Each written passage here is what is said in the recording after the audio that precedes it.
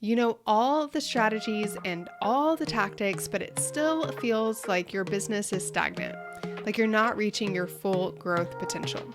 Well, it's possible that you're not reaching that potential because you're not showing up authentically as yourself in your business or online.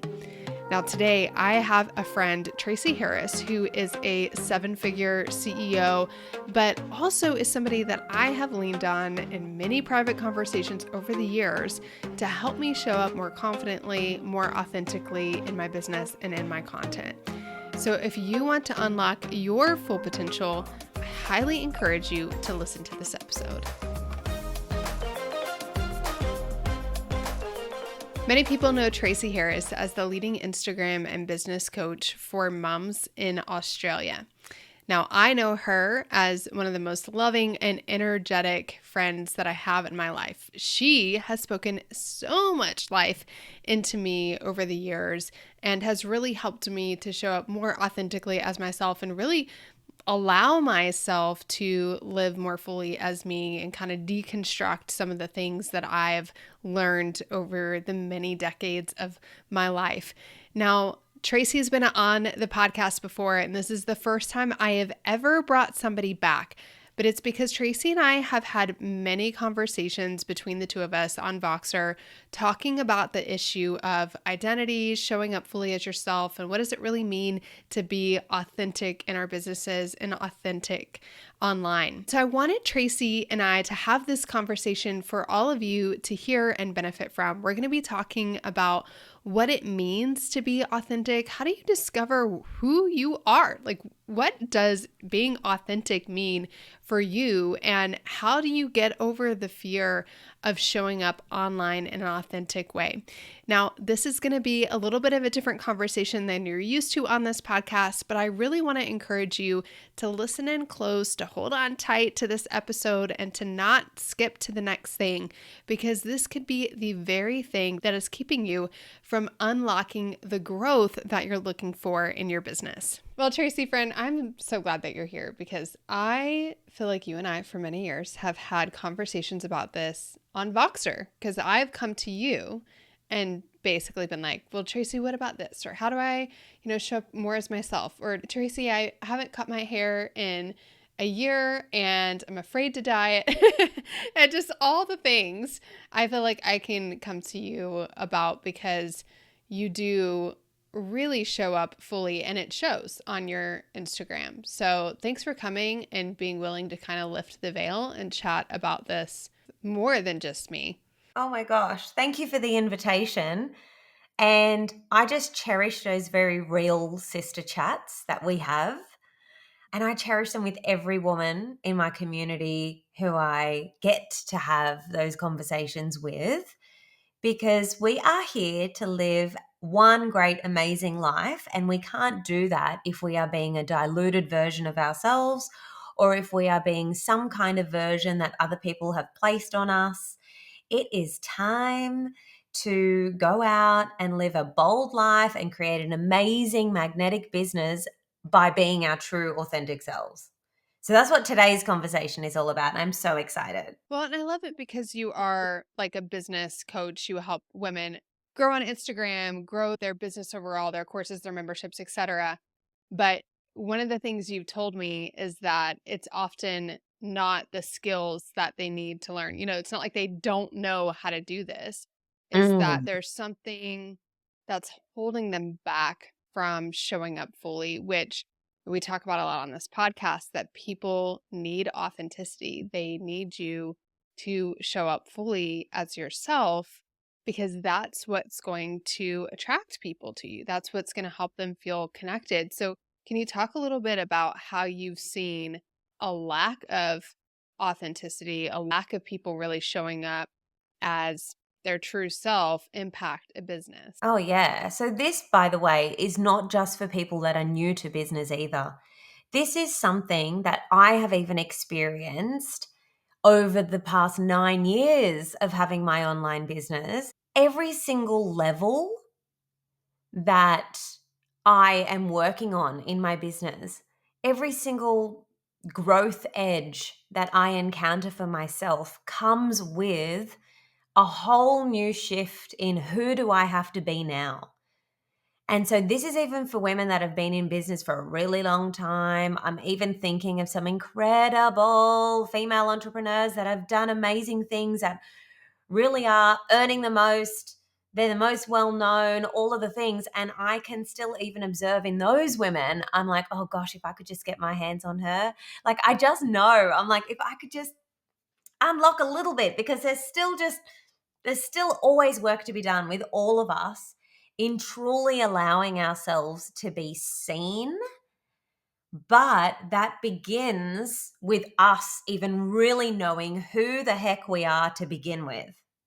So that's really where it starts.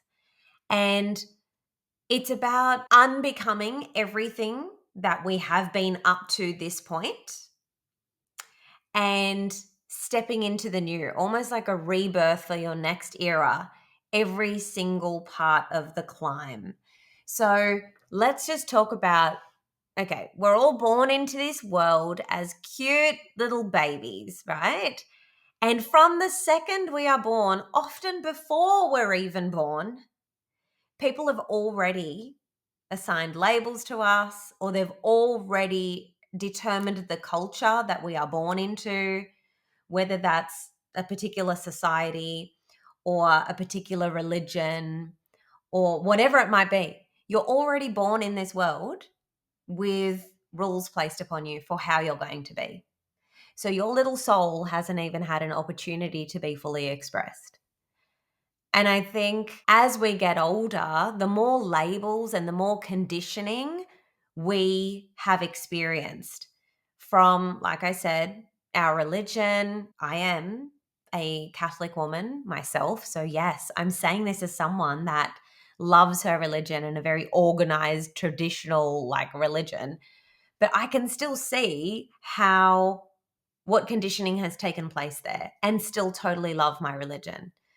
So, and then I can look in my family and I can be like, oh my gosh, like there were particular rules here, some spoken, some not spoken. And it was just very clear who you were truly allowed to be. And then the same thing happens when you go to school, going to mainstream school. The same thing happens just in your general community where you live or the job that you get. And all of this conditioning takes place. And we have to a degree, play the game because that's how we fit in. That's how we find a sense of belonging, is by matching the group, like a pack mentality. We have to fit in order to survive. But when we shift into our own thing, which is our own business, and now we really get to show up in a way that is more authentic and feels great to us, we then have to go back and go, oh my gosh, who the heck am I even?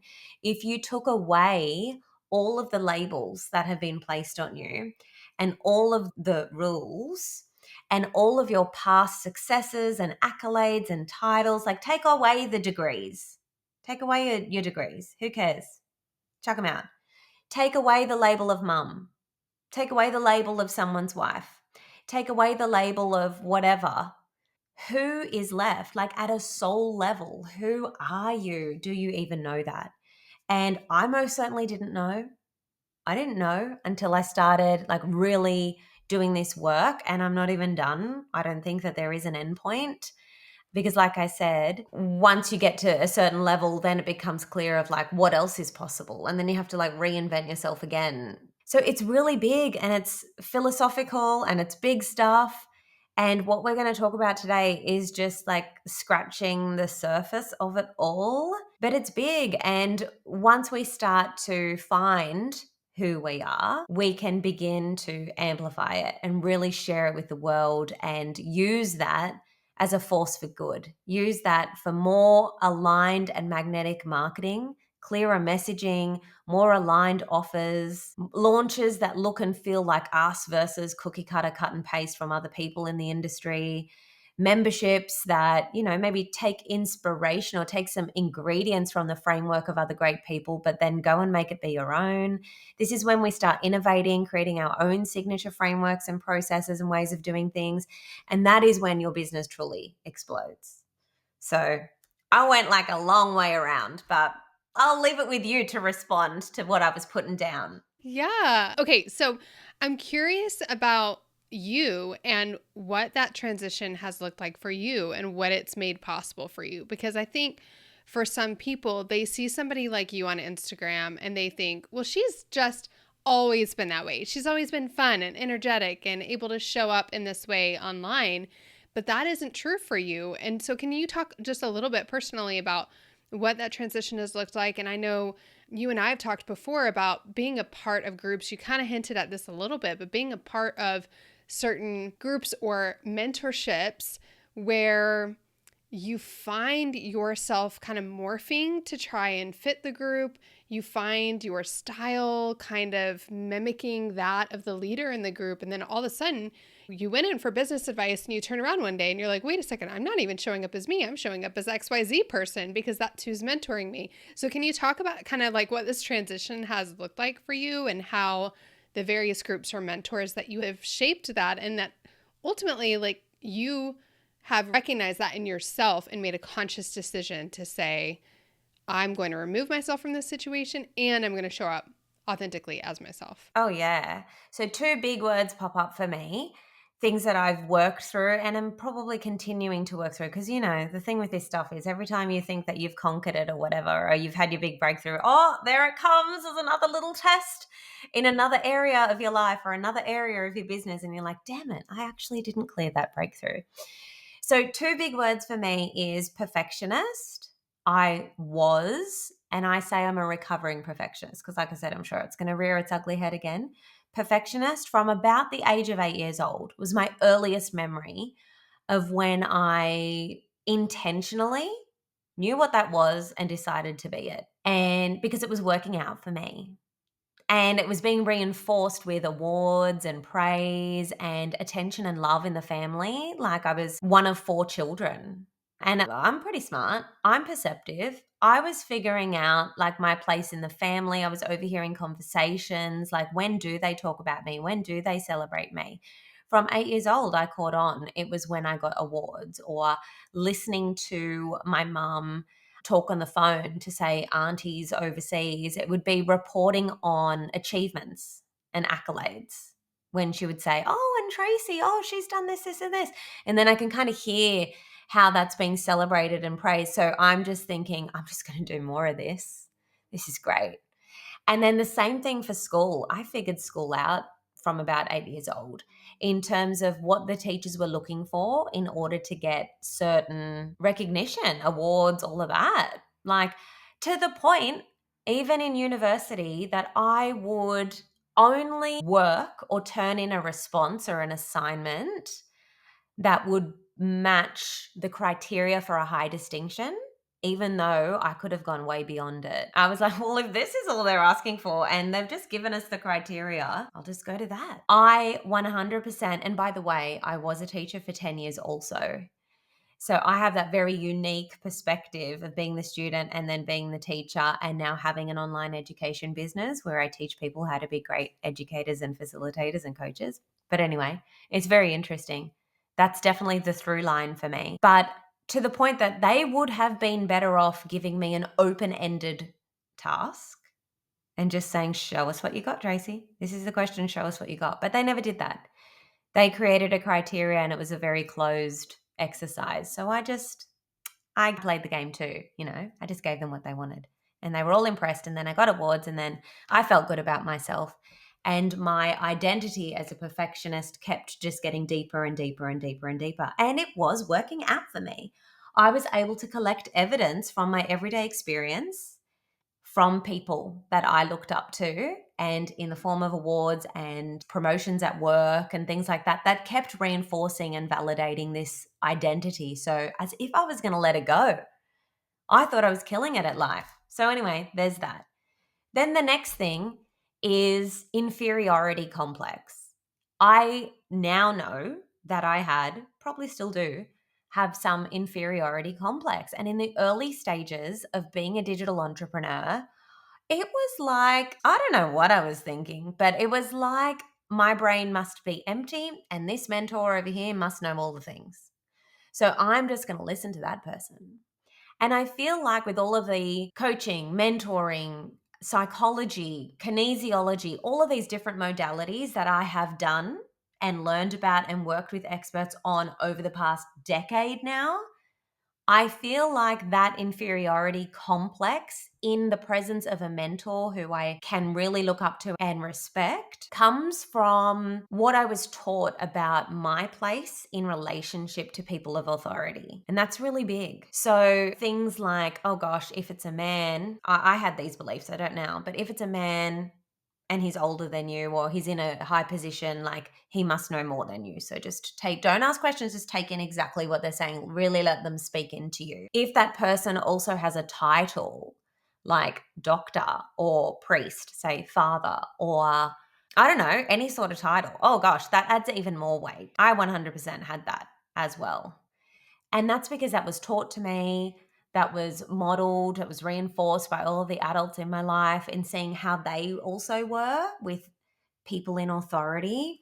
If someone was, let's just say at work, male or female, if someone was of a higher position than me, ooh, I was instantly intimidated without them even doing anything. Because again, I was like, oh, this person, like this authority really is the source, like is the thing. So I was just a good girl. That was my good girl conditioning coming in. Even though I was whip smart, if someone was in a higher position than me or had any of this other authority leadership stuff going on that I was conditioned to think is authority and to think is leadership, then I was just kind of inferior to that. And for a long time, I didn't know that I even had this way of being pre-programmed into my brain because it was running on autopilot. So if you had asked me at the time, going back many years now, if I was doing that, I would have said no. Like I wouldn't have even noticed it. I would have thought you were wild and I probably would have been offended and I probably would have been like, Shanna doesn't even know me. Why would she say that about me? Yeah. Well, now I'm like, oh yeah, you did. Perfectionist and inferiority complex. And so that's how we begin to take on being something that we're not. Possibly. I don't know. I just feel like I had to share that because there's probably a whole lot of people that are going to send me a DM after this on Instagram and be like, oh my gosh, I have that. Thank you for sharing. Yeah. And I think for me, as I'm hearing your story and I'm going, okay, so what does that look like for me? And I think for me, it was a lot of like masculine versus feminine, which I never would have just looked at myself and been like, hey, you have a lot of masculine energy. Where's your feminine energy? But I know that to be very true of myself now. And when I look back and I understand why, it's partly because of as a child, like I looked like this when I was 13. I swear, if you look at pictures of me when I was 13, like I looked like this, but maybe 10 years younger.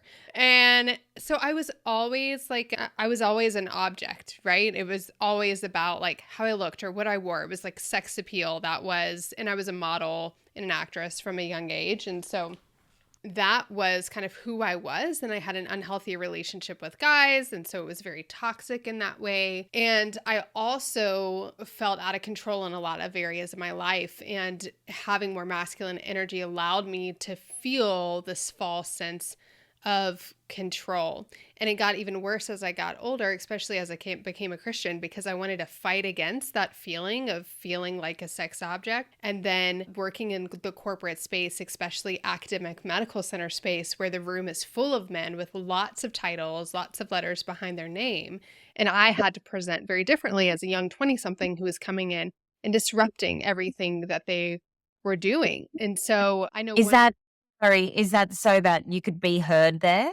yeah. Oh, yeah. I was told, that I had to present a certain way. I had to wear a certain type of outfit when I would meet with the heads of this, academic medical center institution. It was just very clear the place of the young woman in the room. Now, I was very grateful to be there because I had no business being in that room, really, from the outside looking in. I'd earned, a spot in that room. And yeah, so I just think that over time has continued to be part of me trying to find who I am and becoming comfortable with the feminine side of me, I guess, if you will, because that doesn't feel like that side of me has really served me well in the past. So I just kind of stuff her away, just shove her away. And you've helped me a lot with that because I think we've had conversations before where I was cutting my hair once every 3 years. I was not dyeing it. I wasn't doing anything for myself for self care. I hated spending money on myself.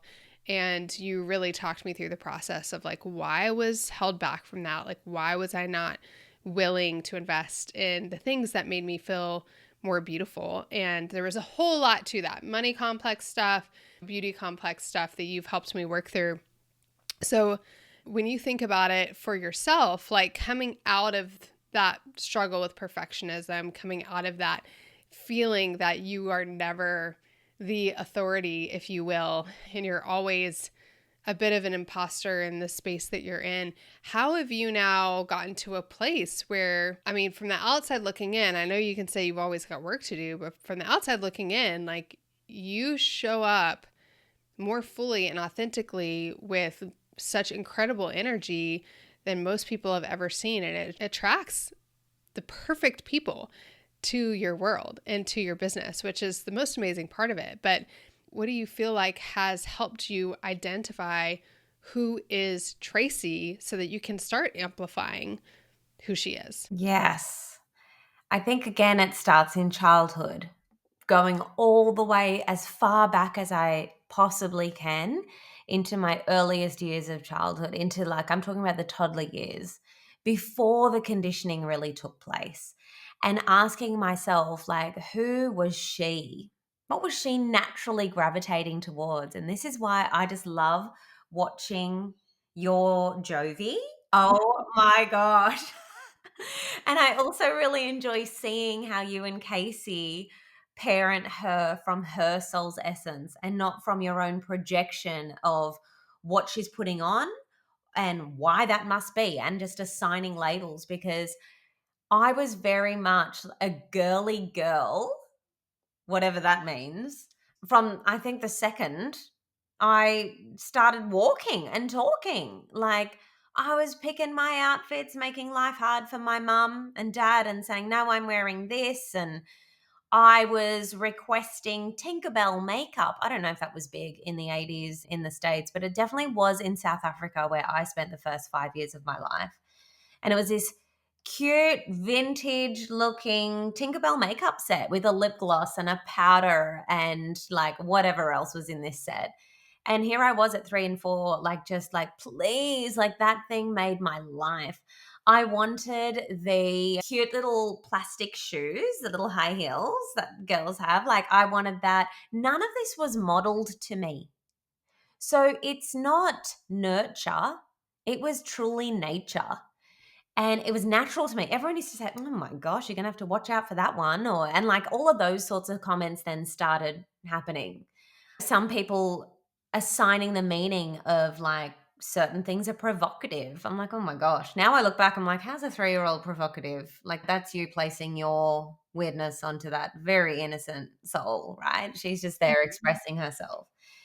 And so I have looked way back into my childhood to try to access, like, who am I truly before the conditioning. And what I'm trying to do now as an adult is just tap more and more into her, because she is nothing but goodness and light, and she is perfectly made, and she's designed to be like that for a purpose, which just so happens to be that women like yourself, these powerful women, come to me when they truly are ready to be unlocked, and when they are truly ready to step into their true essence and create amazing things in business and in life. And they come to me to be more in touch with their feminine.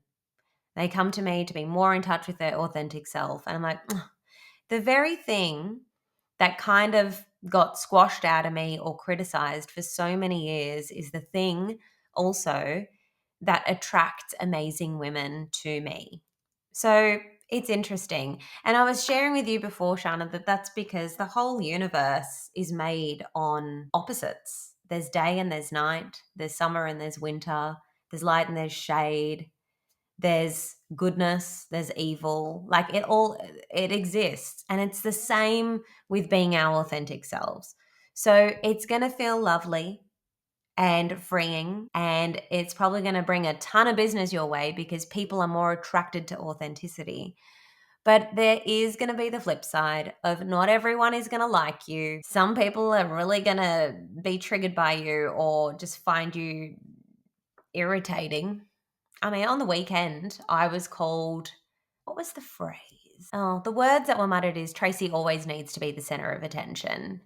And if it's not on her even within 5 minutes, she's going to find a way to turn it back around. And it was said with a yucky tone to the point that it was observed by the group. And I am really proud of myself because in the past I would have been so upset and I would have wanted to defend myself or give an alternative perspective and probably wanted to be cheeky and be like, well, at least I'm taking up space, like blah, blah, blah, like look at you, da, da, da. Like I totally would have gone there like in the past or even just defended, like, well, what you consider as showing off or needing the attention others consider as confidence, and they want that. Like I can't apologize. It's not my responsibility that you are choosing your response to me being myself. Other people are choosing a response where they're like, "Oh, give me some of that." And they're going and creating great things. But you're bothered, and that's your problem. I didn't even say that. I just literally just left it. I let the awkward land back in that girl's lap. And the whole table felt the awkward. Because, the best way to respond sometimes is by saying nothing, is just with a pause. So they can hear their own gross words as well. Don't have to fill the silence. So that happened, but I'm just so grateful. I'm like, yeah, I am. I do get a lot of attention. Always have, even without speaking. I will enter a room and people will know that I am present. And there can be a room full of people and my energy will stand out, whether I've said something or not. So I may as well speak and take up space. It just is true. And you can call it attention seeking, or you can choose to be inspired and like activated by it. But that part is not, I have no control over that part. So really, I think we just all have to have the courage to be disliked. Yeah. I think the thing that's interesting to me about this is that in some ways it is true for other people that I see who are acting a certain way to get attention, but it's not authentic. And I see it actually more and more in our space because I think it is getting harder to get attention. And so I do see people whose personalities or how they're showing up seems to flip overnight. I see them mimicking other people to try and get attention. And it feels ick when people do it inauthentically.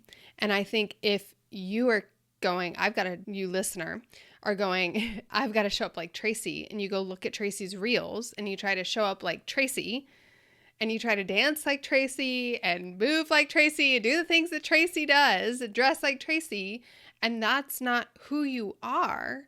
When somebody says, well, you're just trying to get attention, it's going to really hurt because it's going to be true. And I think that's part of it. Like there's a fear for many of us because maybe in the past we've tried to show up a certain way.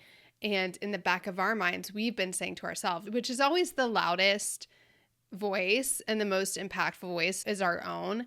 And I think oftentimes the thing that I have played in my mind is, who does she think she is? Who does she think she is to show up like this? And I think the question I have to ask myself is, in that moment, if I know who I am and I'm confidently showing up as who I truly am, then those words, that question, it doesn't bother me. It can roll off just like water off of a duck's back because I know that I'm being genuine. I know that I'm being authentic. I know that I'm free and more free than I have ever been. And that if they don't like who that person is or how she makes them feel, that is on them. But where I feel like it really hits, where it really stings, is when you are doing it for attention, when you are doing it for the views, right? And then somebody says something like that and you're like, I've been found out. Oh, yeah, that would burn. And this is the thing, like on Instagram especially, where there are trending types of content, or creative, trending creative, and then you see people try to do it, I guess because it's trending, but it really doesn't fit, and then it's just awkward. It lands awkward. And so you don't need to do every single trend. Like, you get to show up uniquely you, and you get to set the trends. Like, you get to create new things. You don't have to, you can have success without doing a single trend. So just remember that also. There are two incredible personality assessments that I have done over the years, and I have my mastermind ladies do them. I have anyone that we are considering hiring in the business to do these two assessments. And that is because they are a tool for helping you discover your authentic self.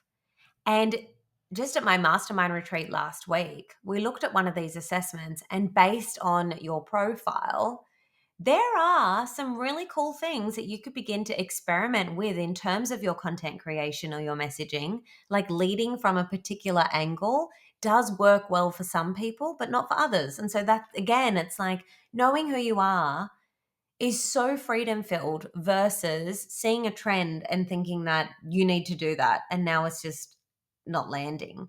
So there's two assessments.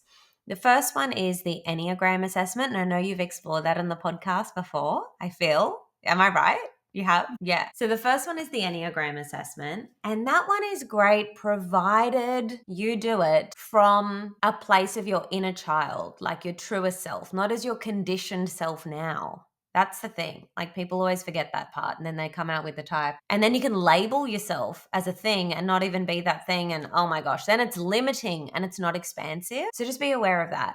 And then the other one, which is pretty much no room for error because it's based on your birth date, time, and place, is human design. And so that's something I'm only just maybe 18 months into really exploring, but I've gone deep because Tracy doesn't do things in a shallow way. So I don't know how many hours I've spent looking at that and working with human design coaches and things like that.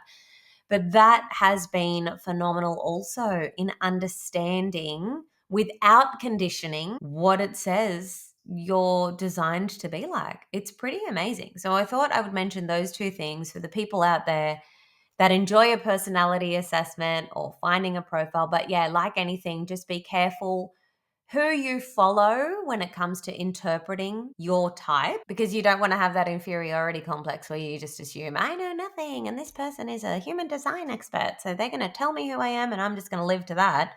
That's where it all goes wrong. But yeah, those are two incredible tools for anyone wanting to find out, like, well, who am I and how do I start showing up in a way that isn't just attention seeking, but is truly me, so that your message can be heard.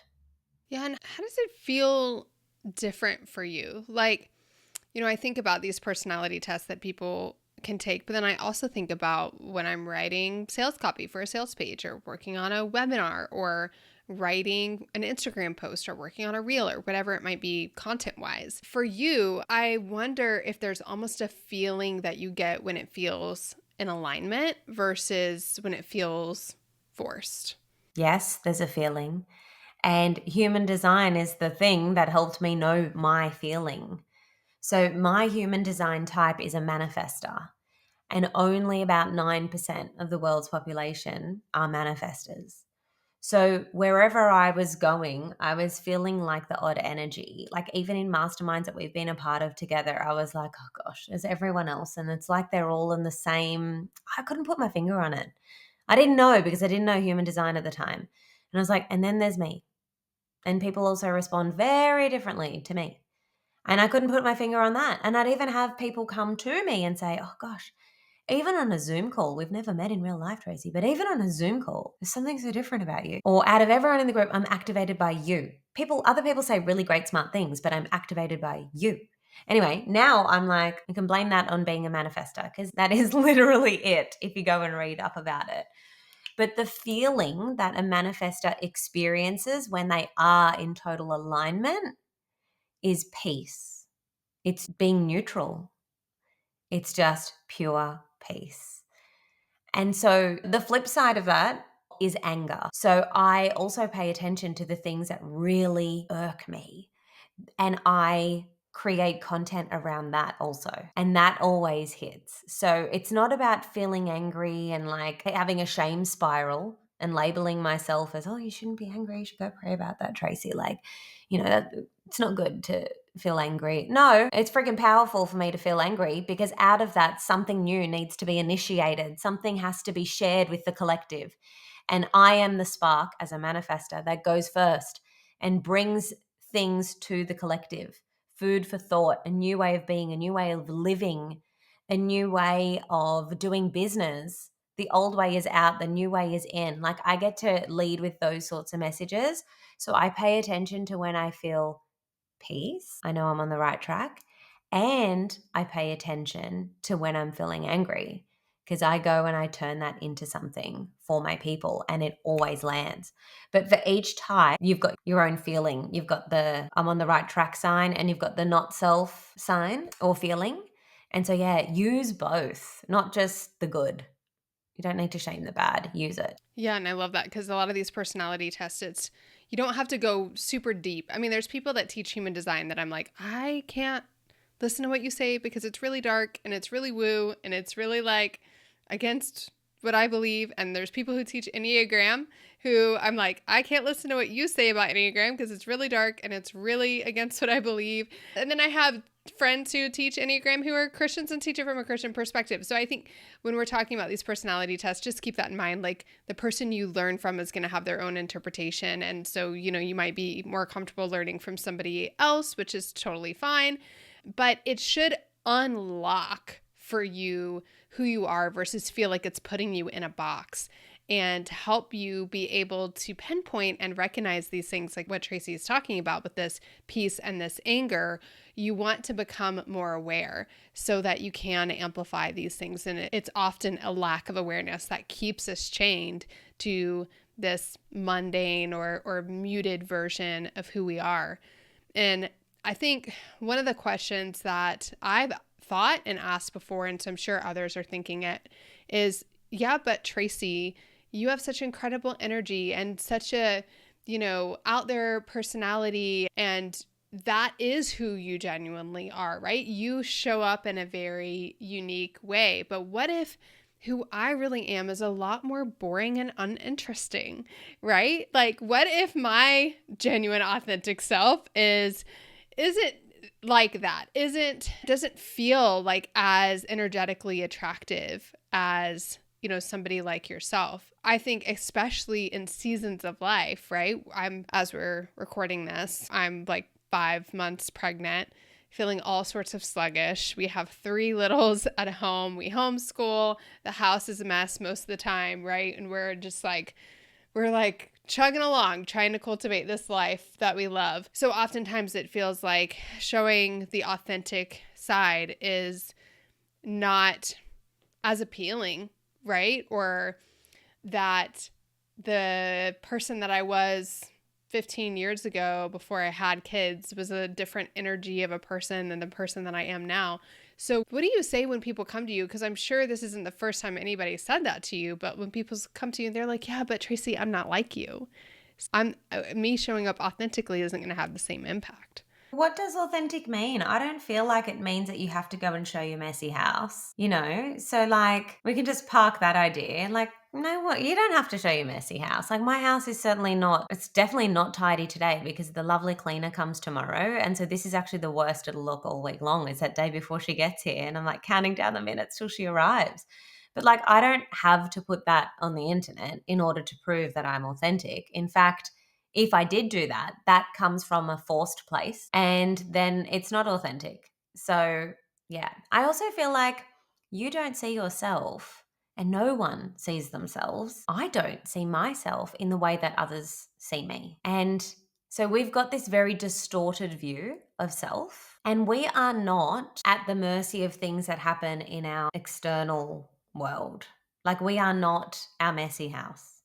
We are not our 5-month pregnant body. We are not our greasy hair at the end of a week. Like, that is not who we are. Like, we've got to work on who we are, like, from an inside place, regardless of what's happening in our external world.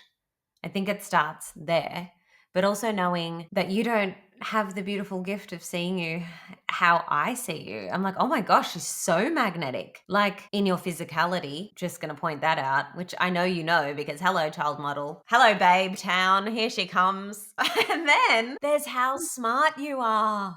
Oh my gosh. I'm just like, no matter what you say, it is just going to be gold, and people need to follow you around, Shana, with a notebook and a pen, or like their voice memos open to record the things that you say. Like that is magnetic. So every single one of us has totally different parts of us that makes us be magnetic. And it's like once we own that, once we know it, and then once we own it, then we can show it more and more and turn up the dial really and amplify those things. But yeah, we are all different.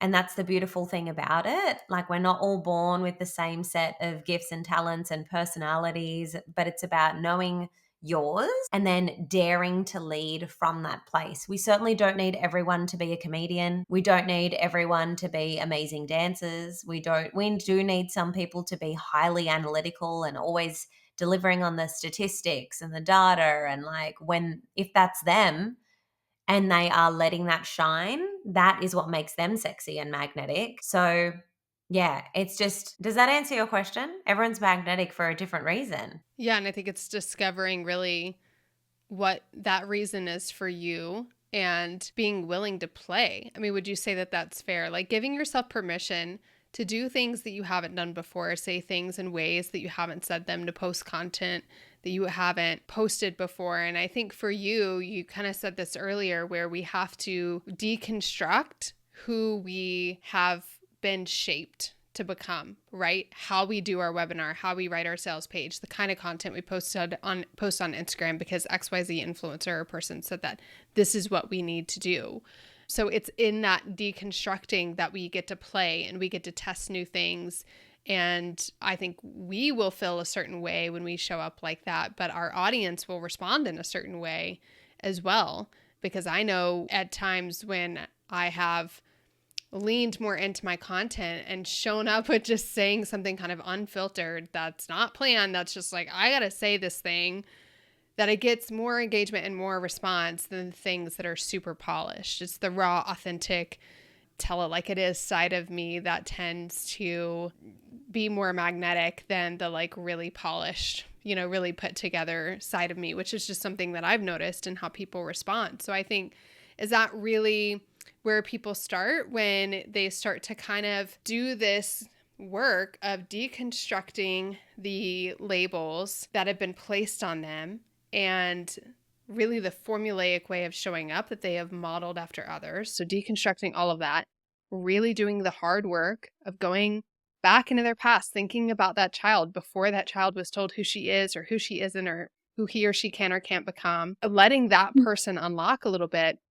Do you just suggest that people start playing with it? Or what would you say is sort of somebody's first step, which is probably the scariest step for them, to do something different, to show up in a way that feels more authentic? Because if we're showing up authentically, the feeling of rejection, I think, is just that much more painful and more risky. So what would you say to the person who's sitting here going, okay, yeah, so I'll figure all that out, and then what? So, my very first experiment with this was about 9 or 10 years ago. I was reading a Brene Brown book. Oh gosh, one of her many books. And she was talking about authenticity and like having the courage, like bravery is really having the courage to live an authentic life. And I was like, okay, I'm going to try this. And so I made the word authentic be my word of the year. And oh my gosh, I haven't had a more challenging year than that, because that word really, like you said, like when you start living authentically, not everybody likes it, or it undoes some things because people are used to a previous version. Like if you've been this person that is a doormat, this nice girl, like you say yes to everyone, you're self-sacrificing, like all of that. And now you start experimenting with boundaries or with speaking up and giving your opinion or whatever. And it's like, it can be a bit like it's an adjustment for everybody. It's like, oh, who's this?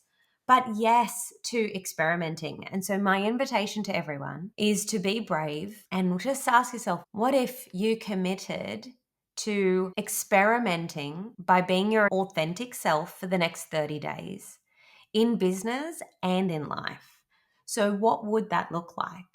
Would that look like going to the hairdresser and getting a wash and blow dry every week for the next 4 weeks? Does the thought of that feel good to you? If it does, do it. It's about, if it doesn't, don't do it.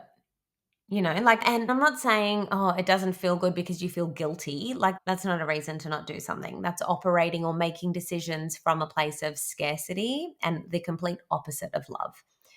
I want you to pay attention to what things feel like according to the lens of love. Does it feel like love going to get your hair washed and blow dried? Does that light you up? Okay, yeah, cool. So maybe that's something that someone's going to go and do. But it's other things too. It's like not letting a conversation slide at the dinner table when really you have thought, or maybe you don't agree with something. Give yourself permission to share your opinion. You're going to deliver it with grace and with kindness. You're not going to just start like attacking people and telling people they're wrong or whatever. Like, trust in your ability to still be gracious, but speak up. Because everybody benefits when you dare to be your authentic self. So maybe you're going to challenge yourself in that sense too. Maybe there's a particular message, or maybe there are red flags in your niche, in your industry, and you observe them on Instagram. Maybe you're going to create some kind of reel where you speak to the camera and you kind of say, these are the red flags. Like, if you're noticing this, this, and this, like, this is just a no. And here's why. And like, really lead from that place.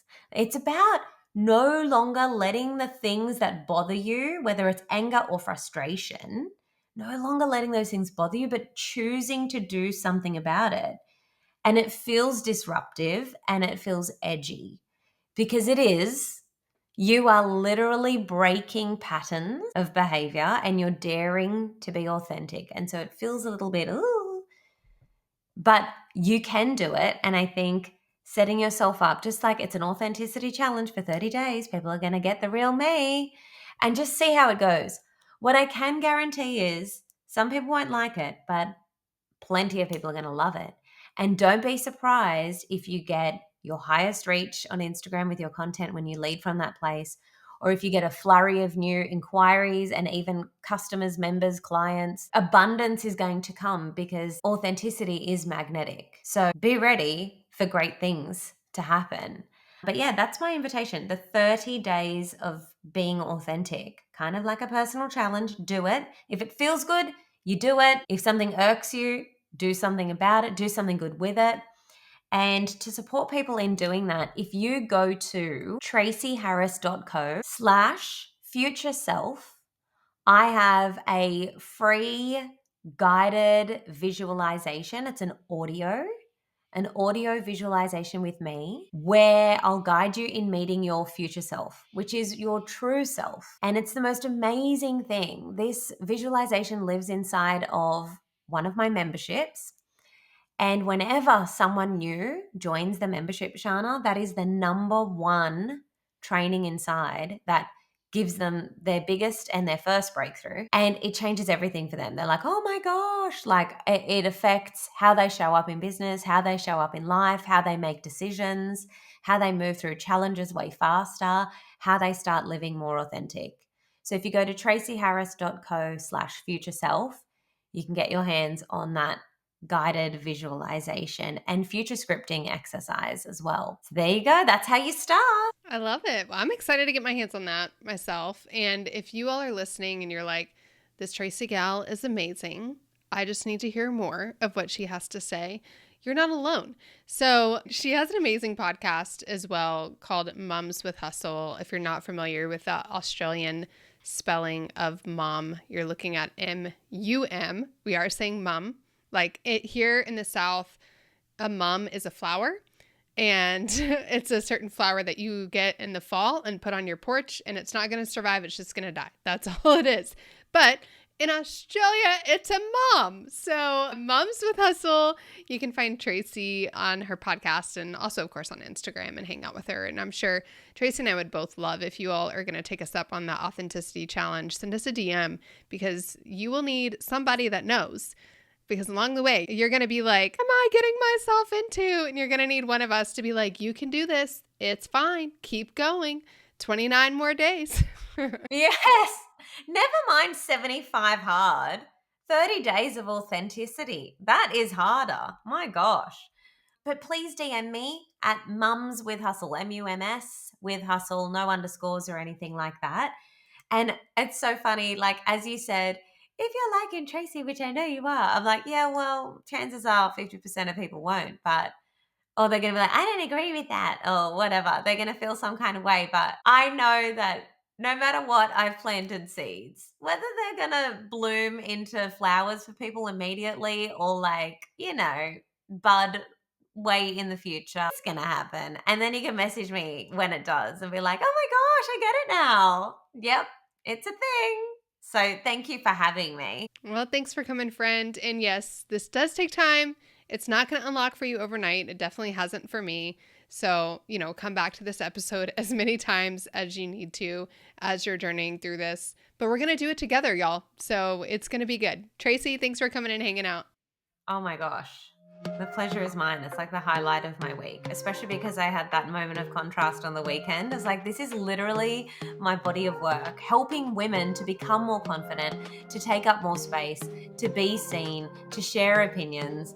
And, when other people aren't able to do that, they may not like you doing that. So I was just like, oh, all the more reason for me to keep leading with this message because we need it. We need it. If we're impact-driven entrepreneurs, we can only have our impact when we can show up and deliver our message authentically and have a healthy nervous system in the process of doing that because it's big work. So thank you for having me and thanks everybody for listening. I can't wait to connect.